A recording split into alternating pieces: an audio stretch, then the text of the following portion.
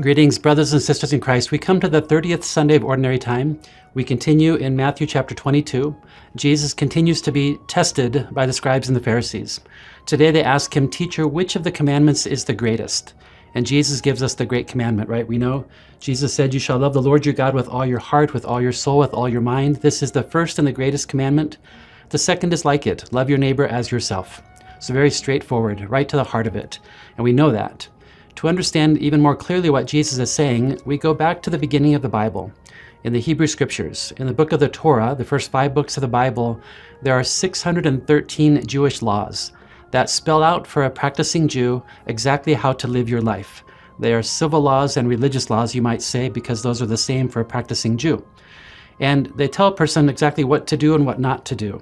In fact, in those laws, out of the 613, 248 of those are positive, like you shall honor your mother and your father. And then 365 of those are negative, like you shall not oppress the orphan, you shall not oppress the widow. So that list of do's and don'ts, or shall and shall not, helped a person to be able to navigate their life in a way that kept them in relationship with God.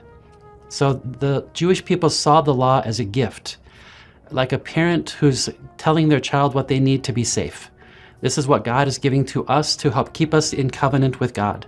And we know that if we are in a safeguard relationship with God, our whole life is going to be safe. So we try to do that with our family and with our work and with everything. So the Jewish people rejoiced in the list of do's and don'ts, if you will. And I'm afraid that 2,000 years later, maybe especially as Catholics, sometimes we just see religion as a list of do's and don'ts. And then we start to resent it, regret it maybe. We think, well, the Pope is telling me what I have to do, or the priest is telling me what I have to do or what not to do. No, let's go back and rediscover the Jewish notion of the law as an incredible gift from God. Religion is not a list of do's and don'ts. Listen to Pope Benedict in his great writing about God is love. He says, being a Christian is not the result of an ethical choice. So in other words, it's not about being ethically right or wrong or good or bad, or a lofty idea. Rather, it is an encounter with an event and a person which gives life a new horizon, a decisive direction. That's the basis of religion. So any of our teachings, any of our ethical teaching helps us to have the encounter with a person who is Jesus Christ. And the goal of religion is to animate our life, because when you know Christ, you become more than you cannot be alone. You become something more that God created us to be. So only in Christ do we become who God made us to be, and then you become alive and fully alive.